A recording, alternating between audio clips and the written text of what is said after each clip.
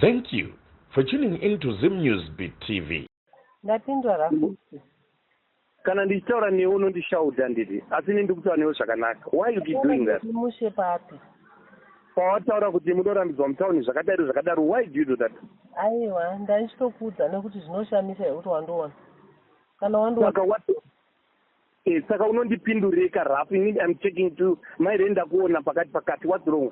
Then you say munorambidzwa mutauni iwe ndakubvunza. Why do you uchindipindura nerafu my ngozi? Saka ungafungei.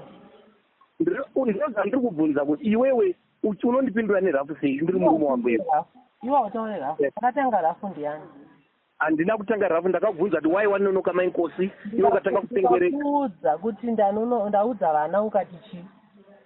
Akatanga ndikati unoudza inini respect me ndine murume wako. Chero ndikasakudza ndikaudza vanhu vari kumba ivavo vakakosha. Ndenchita kuti vasapanike kuti ndanonoka neye. Hazvina basa iwo kana usipo I'm in charge of the house.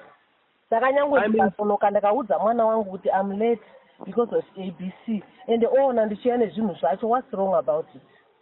I have to know where you are, my ngozi. Ukaziva zvina basa iyo ndoziva kwaunenge uri everyday. Zvine basa, you are a married woman. Hauzitongi my day. You are staying someone at the house. Wakandisambura iwewe. Ukataura kuti hazvina basa nemukati ndiri hure saka umarried wautaura ndohupi?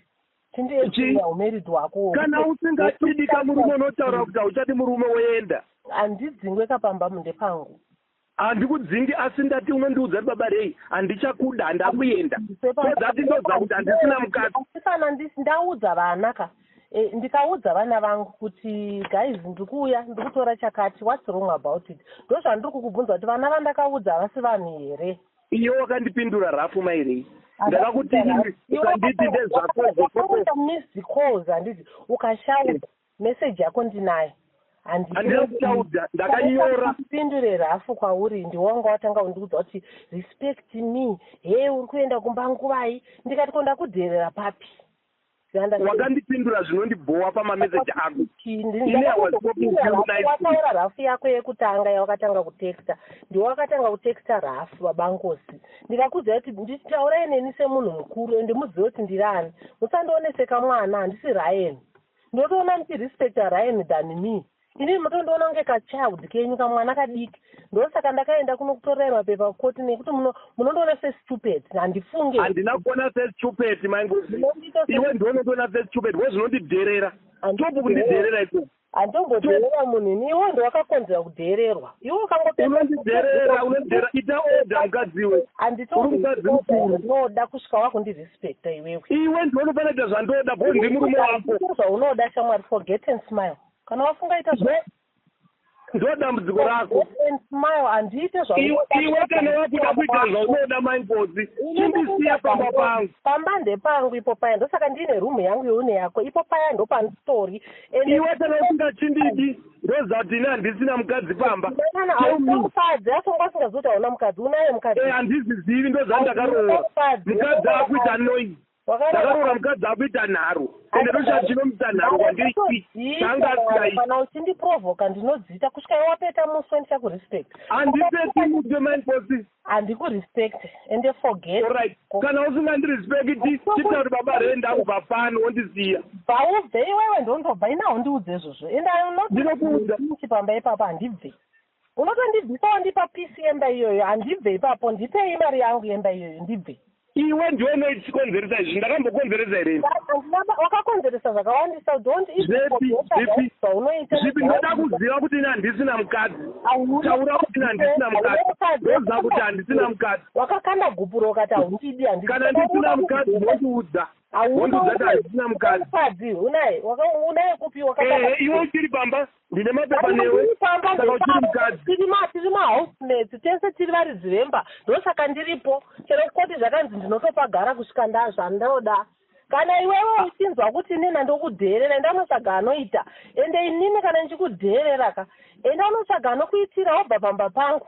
Anenge abayiwa ngaabude. Ini papabe. Ende iwe mairei kuizwa mangozi. Dambudziko rako nderekuti unoda kunditonga. Uri kusvika wakundirespecta. Kana unoda kunditonga. handikurespect forget ndiri kuramba kutongwa newe kuti handitongwe newe handidi iwe usanditonga maingozi hazvibvumirwe nepasi peupenyu kuti unditonge iwewe ndiri kuramba izvozvo izvozvo ndiri kuramba kuti maingozi haunditongi kana inini haunditonga haundiudze zvaunoda haungotaura zvaunoda kunge ndiri mwana wako handisi mwana handiyambotaura zvandoda ndakabvunza zvakanaka. My language is good.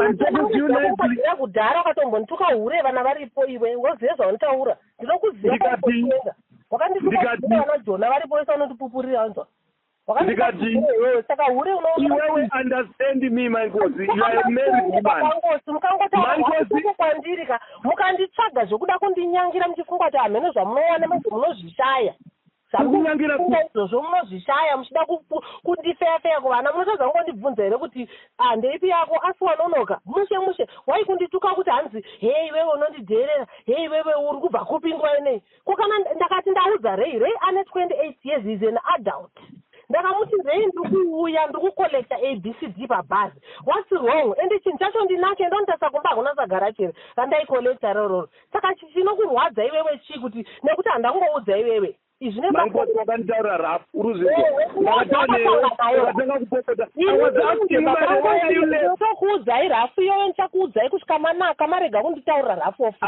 handinaki maire iwe ndore dambudziko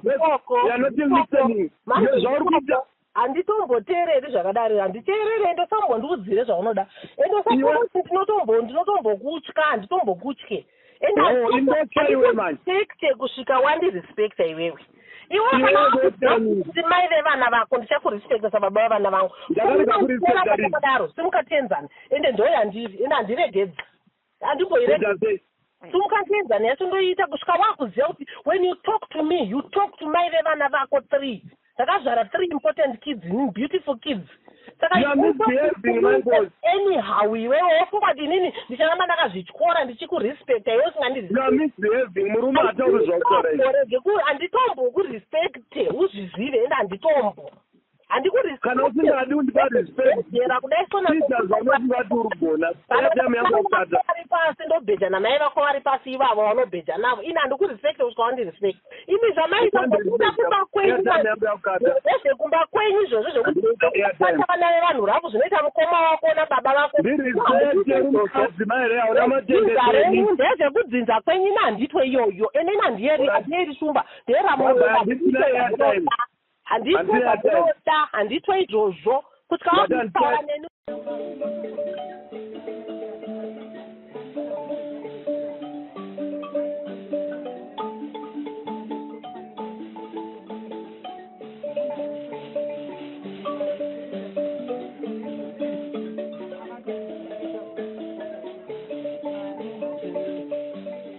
Thank you for tuning in to Zim News Beat TV.